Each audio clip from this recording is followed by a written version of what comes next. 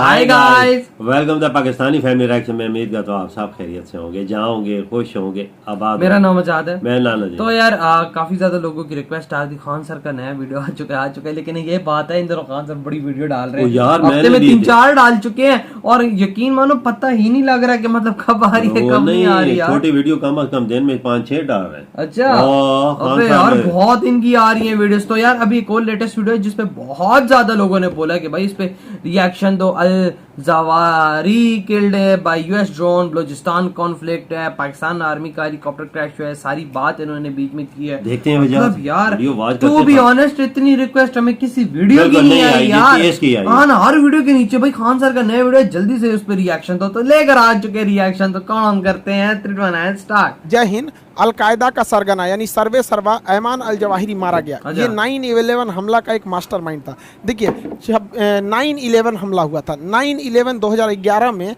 सितंबर 11 सितंबर को अमेरिका के world trade centre पे हमला हुआ। बिल्कुल। देखिए जब अमेरिकन भाषा लिखते हैं ना तो उससे पहले महीना लिख देता है सब, अब बाद में तारीख लिखता है सब। तो जैसे ये 9 जो लिख रहा है ना, ये महीना है, सितंबर महीना। अभी अगस्त 8वां चल रहा है, सितंबर 9 है, तो सितंबर पहले लिखता है। तो 9 सितंबर 2001 को हमला हुआ था। और हम लोग पहले तारीख लिखते हैं, जैसे हमारे यहाँ 26/11 यानी 26 नवंबर। तो हम लोग पहले डेट लिखते हैं, उसके बाद महीना लिखते हैं। सीबीएसई वाला जो है सब ना पहले महीना लिख देता है, उसके बाद डेट लिखता है। तो ओसामा बिन लादेन ने वर्ल्ड ट्रेड सेंटर पे धमाका से उड़ा दिया था। उसके बाद से तो अमेरिका इनको खोज रहा था और 10 साल बाद मार के गिराया। 2001 में इसने हमला किया और 2011 में अमेरिका ने एबटाबाद से मार के ओसामा बिन लादेन को गिरा दिया। यहाँ पर 2 मई 2011 को, यानी 10 साल बाद अमेरिका ने ओसामा बिन लादेन का बदला ले लिया था। इस बदले में जो एबटाबाद मारा गया था वो भारत की सीमा से महज 25 से 30 किलोमीटर था। पाकिस्तान के एबटाबाद में उसे मारा गया था। इस ऑपरेशन को अमेरिका के सील कमांडो ने, नेवी के सील कमांडो ने इस ऑपरेशन को कंप्लीट किया। लेकिन इस हमले का जो मेन मास्टरमाइंड था ओसामा बिन लादेन तो फेस था, जबकि पूरा बैकग्राउंड पूरी संभालता था ऐमान अल जवाहिरी। ये पेशे से एक डॉक्टर था, ओसामा बिन लादेन इंजीनियर था। तो ये सब पढ़े लिखे थे, सब पता नहीं चलाया सब। ये डॉक्टर था, एक इंजीनियर, गुंडा तबाही मचा देता है। तो देखते हैं विकास भयानक मारता है, होलसेल में उड़ाता है सब। तो ओसामा बिन लादेन एक फेस वैल्यू था अलकायदा का, जबकि सारा अंदर का ऑपरेशन ऐमान अल जवाहिरी देख रहा था। तो 2011 में जैसे ओसामा बिन लादेन मारा गया, तो अगला जो पूरा इसका सुप्रीम कमांडर, जिसे ये लोग कहते हैं सरगना, वो ऐमान अल जवाहिरी बना। ऐमान अल जवाहिरी को मारने के लिए अमेरिका पहले बहुत बार किया, कई बार इसके प्रयास असफल रहे। तो इसकी टोटल जिम्मेदारी CIA को सौंप दिया गया। ऐमान अल जवाहिरी की रेकी CIA कर रही थी। इसे फरवरी में ही इनपुट मिल गया था कि Ayman al Zawahiri Haqqani group के साथ मिलकर काबुल में शिफ्ट हो गया। तो इसने काबुल के आसपास के घरों की रेकी करने चालू किया। इसने क्या किया, CIA ने महिलाओं को भर्ती किया और वहां की महिलाओं को उस एरिया की रेकी करने के लिए दिया गया। तो काबुल के एक बिल्डिंग में पाया गया कि ऐमान अल जवाहिरी जैसा दिखने वाला कोई व्यक्ति आता है खिड़की पर। तो यहाँ से कुछ दूरी पर ड्रोन कैमरास को फिट किए गए और सैटेलाइट इमेजिंग ड्रोन से फिगर लाया गया, जिससे ये पता चल गया कि ऐमान अल जवाहिरी अक्सर इस बालकनी में आता है और ये कंफर्म हो गया कि अल जवाहिरी है। तो इसको जो बाइडेन ने परमिशन दिया और संडे के दिन ऐमान अल जवाहिरी को ड्रोन से एक मिसाइल अटैक किया गया, जो सीधे इसके छाती पे घुस गया और ब्लास्ट कर गया। इस ड्रोन के ब्लास्ट में किसी की जान नहीं गई, केवल ऐमान अल जवाहिरी मरा। देखिए अगल बगल की बिल्डिंग को भी ज्यादा लॉस नहीं हुआ, केवल वो रेलिंग गया है।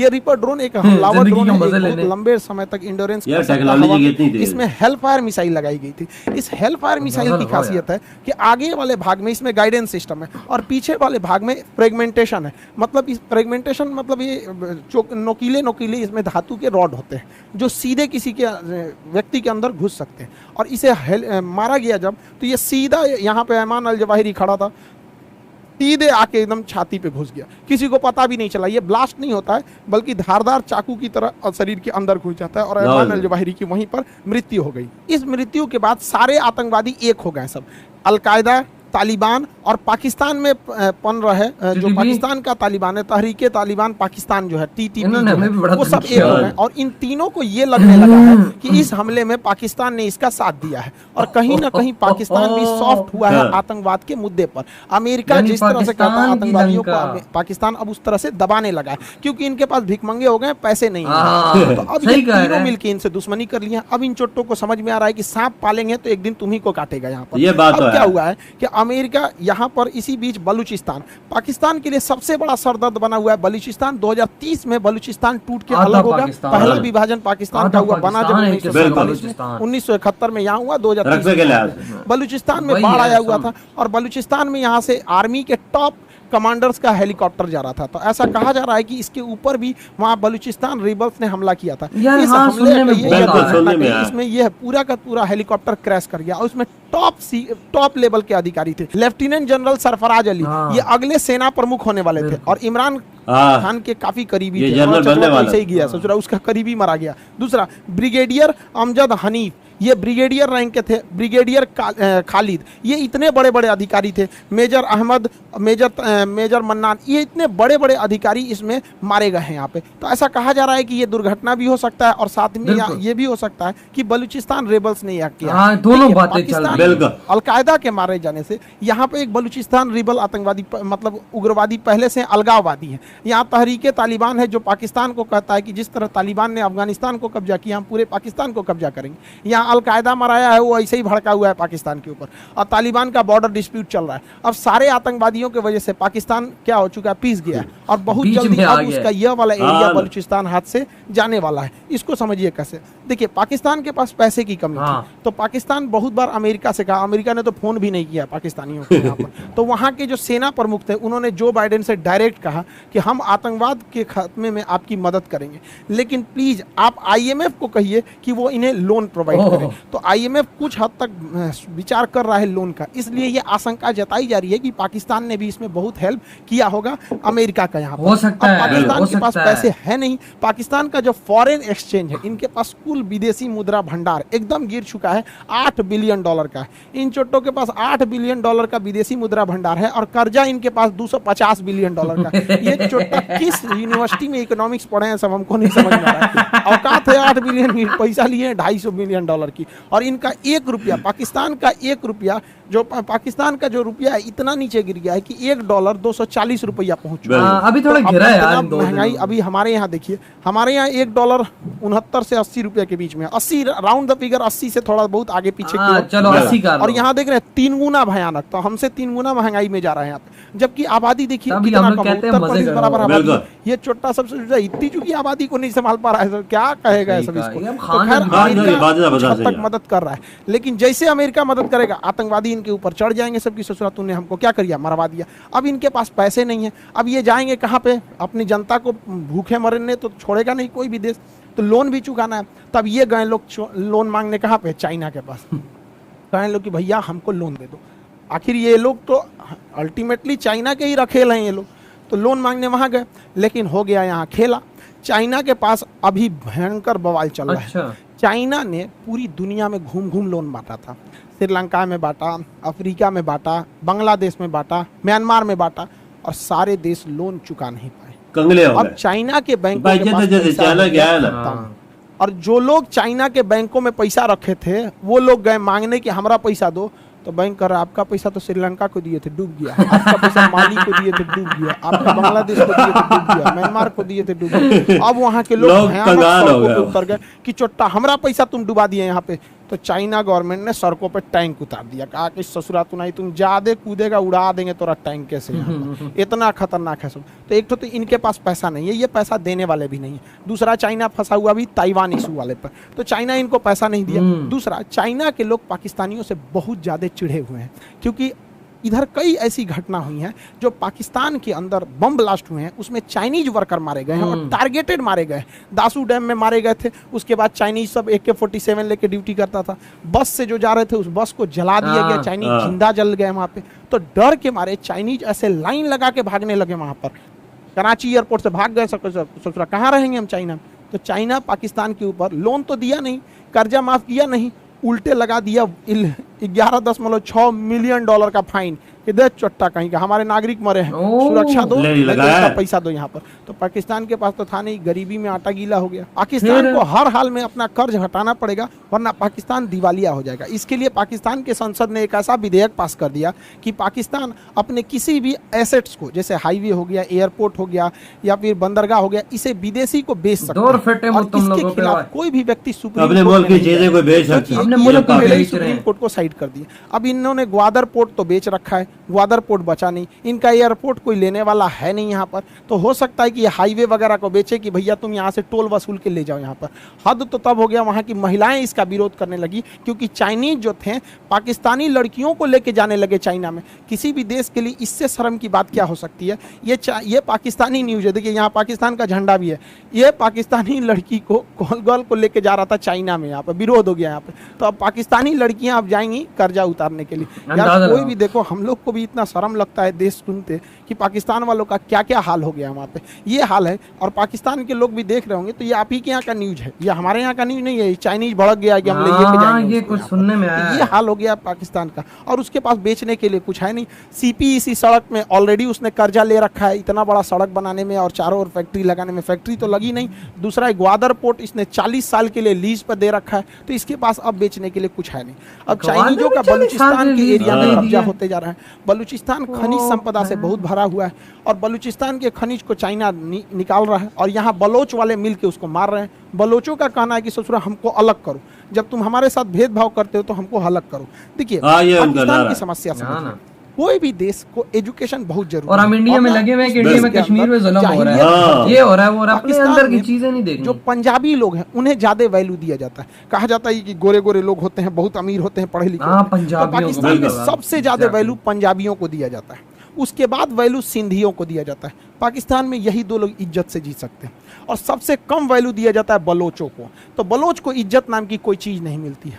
हालांकि अगर आप ध्यान देंगे तो सबसे ज्यादा तो पंजाबियों की इज्जत होती है, उसके बाद सिंधियों की, बची कुची जो इज्जत एकदम कचड़ा बराबर देते हैं सब बलोचों को। इससे भी गए गुजरा इज्जत देते हैं सब बंगाल को, पूर्वी पाकिस्तान को। ये बांग्लादेश जिसे देख रहे हैं ये तो पूर्वी पाकिस्तान था। ये पाकिस्तानी इन्हें कहते थे कि ये बंगाली काले होते हैं, इन्हें किसी काम लायक नहीं रखते। हाँ, बिल्कुल। यही ऐसा हुआ ही कि है। बंगाल में मुक्ति वाहिनी खड़ी हो गई, और 1971 में भारत के सहयोग से यह मुक्ति वाहिनी ने आजाद करा दिया, और 1971 में बांग्लादेश टूट गया। यह इतिहास दोबारा दोहराया जाएगा 50 सालों के बाद, 60 सालों के बाद। 2030 तक यहाँ से बलोच भी अलग हो जाएगा। बलोच का कहना है कि ससुरा तुम हमको निम्न कैटेगरी का समझते हो, तो हम क्यों तुम्हारे साथ रहेंगे यहाँ पर? हाँ। तो बलोच अभी यहाँ से 2030 तक क्या हो रहा है, ये अलग होने की लगभग देखा है। लगभग 99.99 जो संभावना है कि बातें मैं बलोच करता अलग था हो वही जाएगा। है। तो बलोच को समझिए, बलूचिस्तान जो है ये पाकिस्तान मोहम्मद अली जिन्ना ने जबरदस्ती कब्जा कर लिया 1 अप्रैल 1948 को, जबरदस्ती यहाँ हैं? बलूचिस्तान पे कब्जा कर लिया। तभी से बलूचिस्तान में यहाँ इसका विरोध हो रहा है। बलूचिस्तान का जो एरिया है टोटल पाकिस्तान का 40% हाँ, एरिया है ये बिल्कुल। बलूचिस्तान, लेकिन यहाँ आबादी इतनी कम है, महज 7% आबादी रहती है। क्यों नहीं है यहाँ पे 7% काम नहीं है, बिल्कुल। डेवलपमेंट यहाँ पूरी तरह से पहाड़ और पठार है, लेकिन यहाँ खनिज संपदा बहुत ज़्यादा है। पाकिस्तान के टोटल गैस और पेट्रोलियम का 45% इसी बलूचिस्तान से निकलता है। उसका टोटल खनिज जो मिनरल है, कॉपर है, ये सब है, ये सब बलूचिस्तान से निकलता है। इसकी सीमा अफगानिस्तान से और ईरान से लगती है, इसलिए इसका स्ट्रेटजिक महत्व भी है। पाकिस्तान का दूसरा सबसे बड़ा बंदरगाह ग्वादर बंदरगाह भी यहीं से है।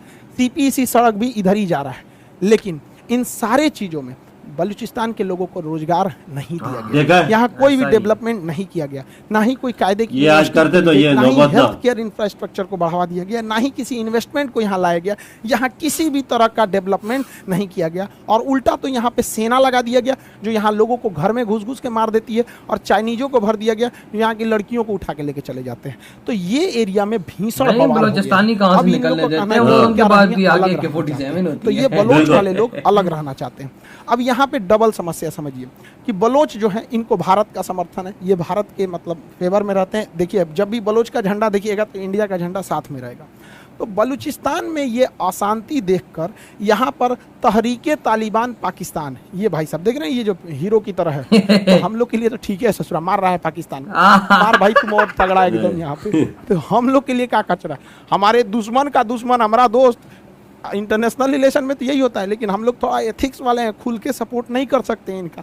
लेकिन आप तो समझदार हैं यहाँ पे, तो तहरीके तालिबान कहता है कि हाँ ये अलग होना चाहिए। हम लोग कहते हैं जो TTP बलोच गलत है और तालिबान हमारे तार वाले ये भी अब पाकिस्तान से कहने लगे हैं कि हमको अलग करना है। और हद तब हो गई जब फरवरी में इन बलोचों ने पाकिस्तान के 200 रेंजर जवानों को, उनके जो BSF होती है रेंजर, मार के मौत के घाट उतार दिया वहाँ पर। अब पाकिस्तान को समझ में आ रहा है कि 26/11 पे हमला कराओगे, कश्मीर में कराओगे, अब तुम ससुरे खुद मरोगे। अब इसमें भारत सरकार को क्या करना चाहिए कि इनका थोड़ा समर्थन करना चाहिए, जो बलोच हैं। अब इसमें ऐसा नहीं कि भारत सरकार ने समर्थन नहीं किया था। 2016 में लाल किले पे से हमारे प्रधानमंत्री मोदी जी ने कहा था कि POK और बलोच के लोगों के साथ उनकी सहानुभूति है। इससे बलोच लोगों का मनोबल बहुत बढ़ गया।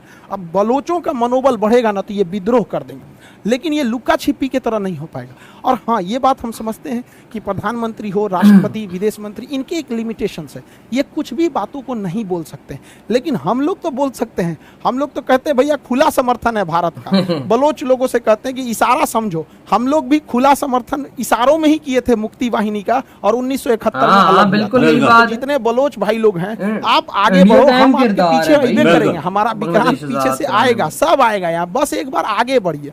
सरकार का काम क्या है कि वो खुल के तो कुछ नहीं बोल सकते, सही कहा, ऐसा ही होता है, तो सरकार का काम थोड़ा पर्दे के पीछे होता है। तो हम लोग का काम है बलोच लोगों का मोरल बढ़ाना, तो मोरल हाई हम लोग कर देते हैं। बाकी मटेरियल पहुंचाना सरकार का काम है, हमारी रॉ है, मटेरियल पहुंचाते। हम लोग के लिए एक फायदा ये है कि हम लोग बोल सकते हैं, कोई दिक्कत नहीं है, लेकिन सरकार चाहती है लेकिन बोल नहीं सकती। आप सब पढ़े लिखे हैं, समझदार हैं, क्योंकि इंटरनेशनल रिलेशन में दबाव बन जाता है कि आप क्यों किसी देश को तोड़ रहे हैं। तो भारत के लिए एक बहुत अच्छा दबाव है कि अगर तुम कश्मीर को अशांत करोगे तो ससुरे हम तो तुम्हारा तूरिये देंगे, और हमें तोड़ने में जाता क्या, पहले से एक्सपीरियंस है हम लोग के पास 1971 का, इसी को दोहरा देंगे 2030 में, और तुम्हारे पास तो अर्थव्यवस्था नहीं है ससुरे, खाए भी ना मर रहे हो यहाँ पर। देखिए, बलूचिस्तान का अलग होना या अशांत होना बहुत ज्यादा जरूरी है कश्मीर के सिक्योरिटी के लिए।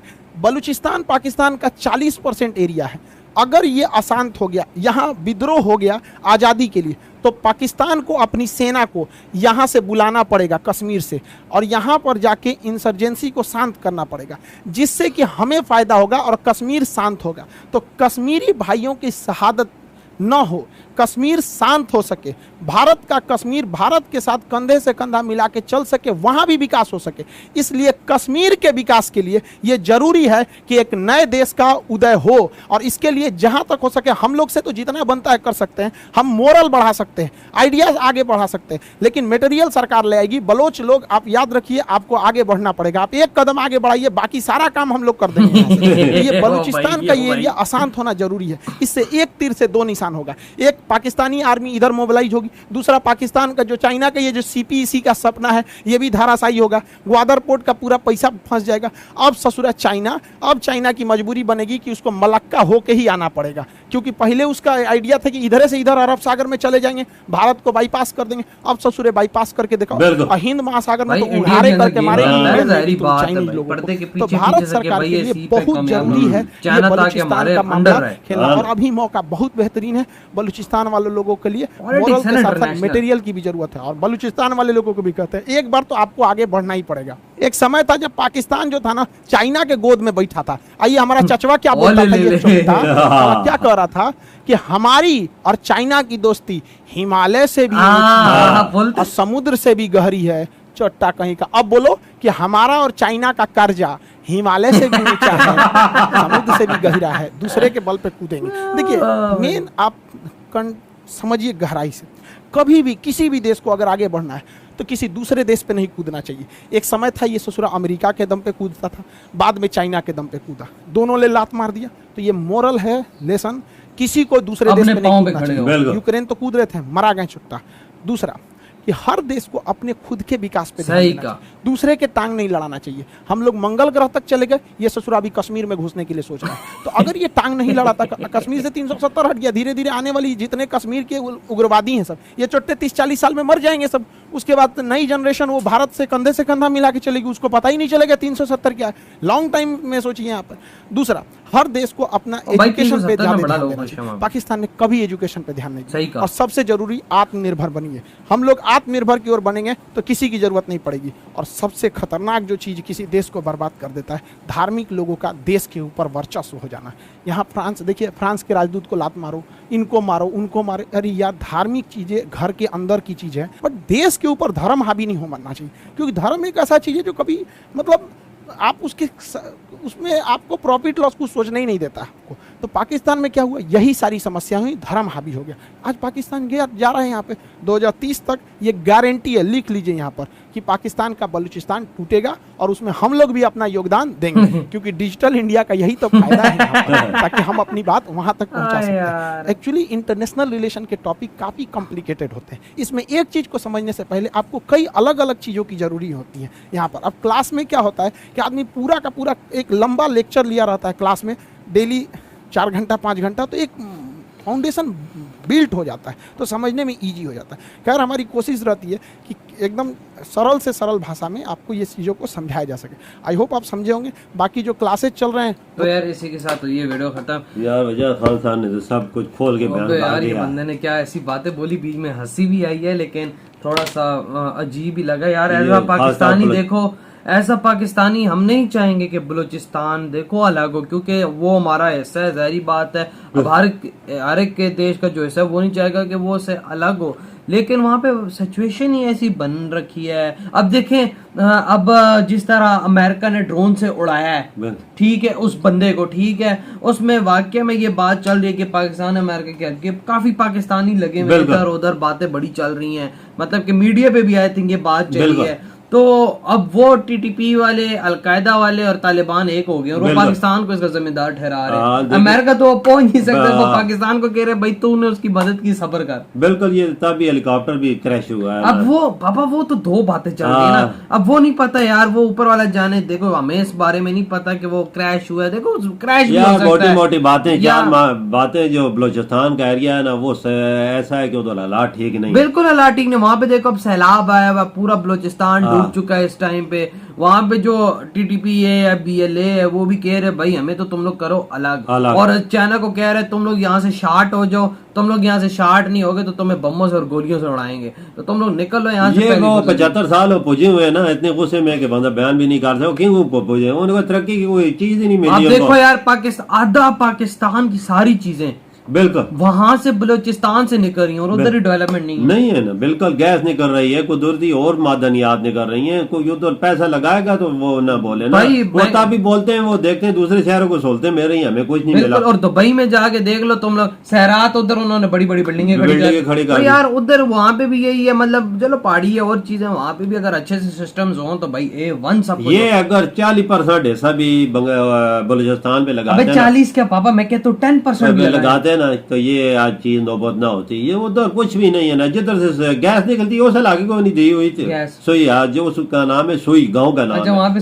सुई नहीं, पक्की बात है, पक्की बात, आप अंदाजा लगा सकते हैं। फिर बलोची तो सच्चे है ना यार, वो कहते हैं हमें सी पैक के अंदर भी तुम लोगों ने ऐसा नहीं दिया। बिल्कुल हमारे यहाँ से गुजरा, इलाकों से गुजरा, तो हम ही नौकरी 70% जो थे वो चाइनीज से काम करने वाले 3% थे इधर के, कोई पंजाब के, कोई सिंध के, कोई बलूचिस्तान के। फिर ऐसे कैसे काम चलता? जमीनें भी उनकी, सब कुछ उनका, हर चीज उनकी, उनको न दे दे तो वो उठेंगे। सारी बात है। अब बांग्लादेश में भी यही हुआ था। बांग्लादेश से पाकिस्तान इतना पैसा कमाता था, वो सारा इधर आके लगता था, इधर इन्वेस्टमेंट होती थी सब। तभी तो फिर उन्होंने अलग किया, उधर सैलाब आता था, सबको रोड जाता। ये बुरी निगाह से भी देखते, उनको काला बोलते थे, काला। ये अच्छी चीज नहीं है ना। सोच अच्छी हो तो सब कुछ होता है। बिल्कुल। अब देखो, इंडिया के अंदर गोरा भी मिलेगा, काला भी मिलेगा, सावला भी मिलेगा, ठीक है। उधर मतलब ठीक है, हर जगह ये थोड़ा बहुत होता है, लेकिन इतना ज्यादा देखने को नहीं मिलेगा। हमारे यहाँ तो ये खान साहब की बात ठीक है, 2030 तक बहुत हालात खराब हो जाएगी, क्योंकि ऑलरेडी चल रही है। तो कश्मीर वैसे तो कश्मीर तो यंग जनरेशन ऊपर आ रही, वो तो 370 को भी भूल जाएंगे यार, अभी से भूले पड़े वो उधर, उनको सारा हक मिलना शुरू हो गया। हमारे पास जो कश्मीर है उसका बुरा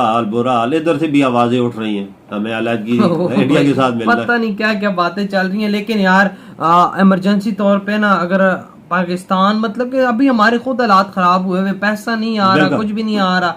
हम लोग कभी अमेरिका की गोद में उछले, कभी चाइना की, बात ठीक थी। अगर हम लोग इंडिया की तरह अपने कदमों पे आज खड़े होते और अपने कदमों पे उछलते ना, तो एक लेवल होता। आज इंडिया, पहले नहीं उछलता था इंडिया, अपने कदमों पे इंडिया आज खड़ा हुआ और खुद उछलता है अपने कदमों। बिल्कुल वजह हमने कर्जे ले लेके मुल्क का बेड़ा गर्क कर दिया, ये कर्जा ही मार सही कहा। अब देखो इंडिया पे इतना किसी का कर्जा नहीं है, अपने कदमों पे खड़ा हुआ है। अमेरिका बात करता है मुंह पे जवाब उसको देता है। अगर हमारे आगे अमेरिका बात करता है हम यूं हो जाते हैं। ये देख लेना, चाइना कितना हमारा दोस्त था करीबी, तो चाइना और हमारा कर्जा है, आंखें फेर ली, उल्टा पेनल्टी भी ठोकी, पेनल्टी भी ठोक दी, $150 मिलियन की पैसे लिए ना जो उसके लोग मारे गए थे। अच्छा, तो लिया ना बात है। और बकाया है यार, हम तो ये उम्मीद करते हैं हमसे ये यार, देखो बलोचिस्तान वगैरह जहरी बात है, देखो हमारा अपना हिस्सा है, अलग ना हो लेकिन हक देने चाहिए। सबसे पहले वजह एजुकेशन की कमी है। पाकिस्तान एजुकेशन में टक्का भी नहीं लगाया, तब हमारा बुरा हाल है। खासकर बलोचिस्तान में तो एजुकेशन के मामले में 0% जीरो। सारे उधर जेल है ना, उधर पढ़ाइयाँ है ना, इतने कॉलेज हैं, ये लोग मेहनत करते तो ये आज बलोचों को भी उसमें शामिल तालीम में करते हैं ना, और कोई इंडस्ट्री फैक्ट्रियां सब कुछ उधर लगाते, ये चीजें ना होती, उनको राइट मिलती, उनको हकूक मिलते जो आम शहरों में इस्लामाबाद लाहौर के शहर के, तो ये BLA भी ना उठता। सही कहा। तो यार आप लोग बताएं आपकी क्या थॉट है, इधर इधर बड़ा खत्म करते हैं, हमने बहुत ज्यादा ख्याल रखना। तो बाय।